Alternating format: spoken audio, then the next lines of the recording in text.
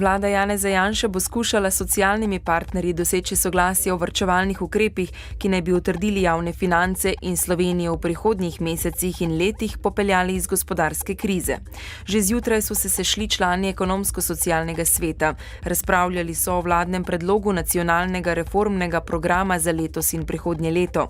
Med glavnimi nalogami, ki jih določa predlagani program, sta poleg utrditve javnih financ še zmanjšanje davčnih bremen za gospodarstvo in poenostavitev davčnega postopka. Politični vrh se je danes sešel v Vili Podrožnik. Predsednik vlade Janez Janša želi s politično elito uskladiti ustavno spremembo za dolgoročno vzdržnost javnih financ. Tako imenovanemu zlatemu fiskalnemu pravilu so načelno naklonjene vse parlamentarne stranke, vendar zlasti v opoziciji opozarjajo, da pri sprejemanju tako pomembne omejitve javnih financ v ustavi ne gre hiteti. Prvaki se bodo pogovarjali tudi o partnerstvu za izhod iz krize. Gre za iskanje soglasja za nujne ukrepe o temeljnih razvojnih ciljih, torej tudi varčevanju.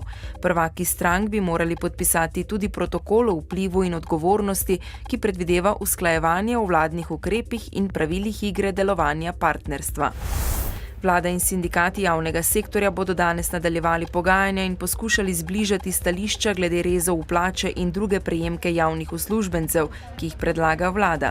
Ti so sicer zajeti v predlogu rebalansa proračuna, ki ga je vlada sprejela v četrtek, medtem pa je več kot 20 sindikatov javnega sektorja že napovedalo stavko.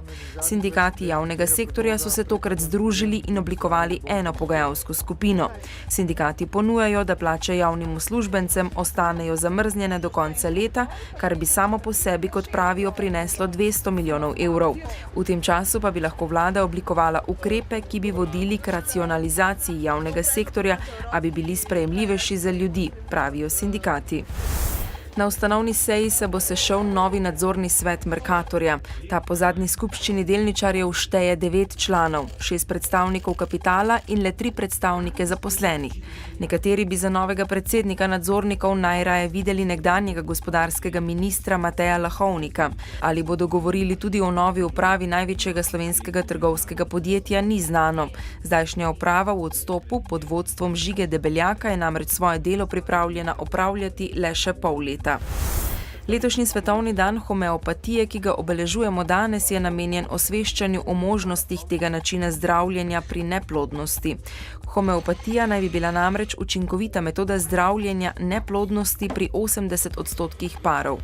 Sicer pa je homeopatija najpogostejša alternativna oblika zdravljenja v Evropi, poraba homeopatskih zdravil pa raste.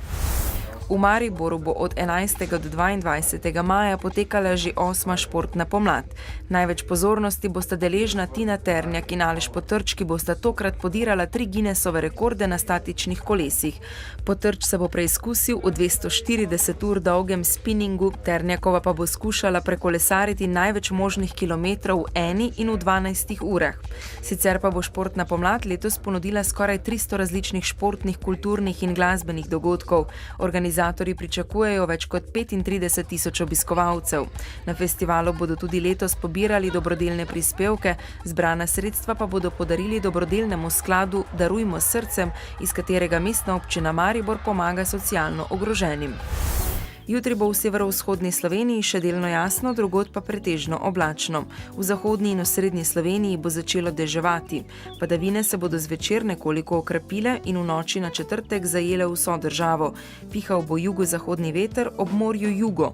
V četrtek bo dež dopoldne po večini ponehal, čez dan pa bodo nastale posamezne plohe. V petek se bo zopet pooblačilo, ponekod bo občasno deževalo, pihal bo tudi jugozahodni veter. V dnevniku televizije Maribor ne zamudite. Po dolgotrajni suši zdaj nad kmetijske pridelke še mraz. Semensko knjižnico vrtičkarji urbanih brazd do semen avtohtonih vrst. Študentje ostarelim urejali okolico. Bodite z nami ob 18.